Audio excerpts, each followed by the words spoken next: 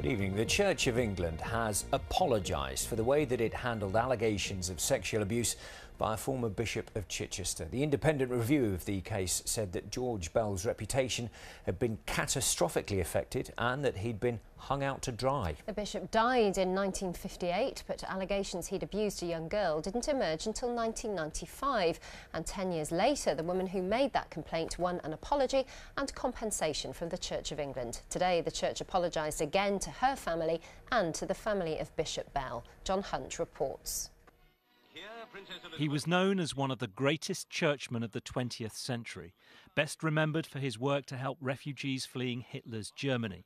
But 2 years ago, Bishop Bell's reputation was shattered. A woman we're calling Carol claimed he'd sexually abused her when she was a young girl.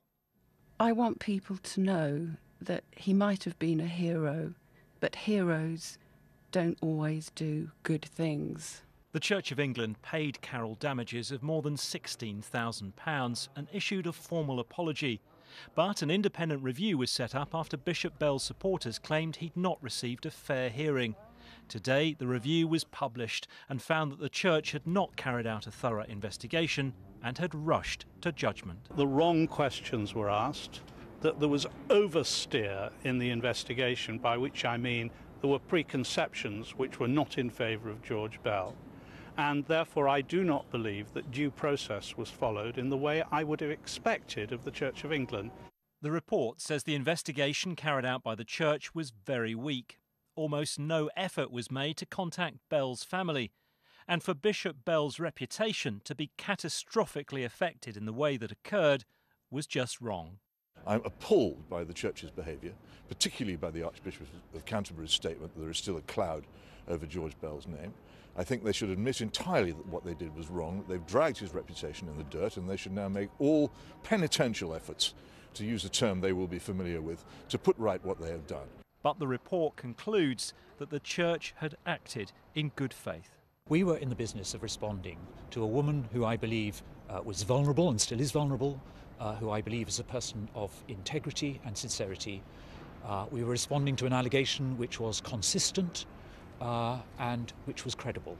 Lord Carlisle says his job was not to determine the guilt of Bishop Bell or the truthfulness of Carol, but says had Bishop Bell been alive today, based on the evidence available, the prospects of a prosecution would have been low. Well, we're joined by John in the studio. Now, John, the Church has accepted most of Lord Carlisle's recommendations. Yes, but there's one recommendation the Church is not willing to accept. Lord Carlisle says that in cases where the Church settles a claim with a claimant and the Church does not accept liability, as was the case with Bishop Bell, then he believes there should be a confidentiality clause to prevent the name of the accused getting into the public domain. Now, the Church says it would seek to avoid confidentiality clause. It says it's committed to transparency. Lord Carlisle says he's disappointed with the Church's stance on this. He says the protection of innocence is an important principle. John, thank you.